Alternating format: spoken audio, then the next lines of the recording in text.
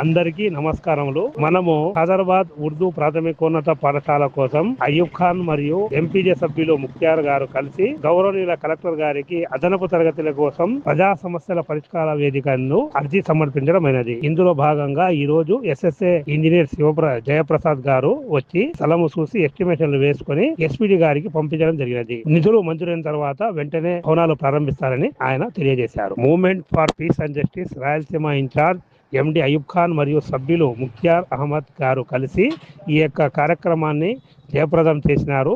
ఇందుకు మన గౌరవనీయులు కలెక్టర్ గారికి, ఎస్ఎస్ఏ పిఓ గారికి త్వరగా ఈ యొక్క పాఠశాలకు నిధులు మంజూరు చేస్తారని మేము ఆశిస్తూ సెలవు తీసుకుంటున్నాం.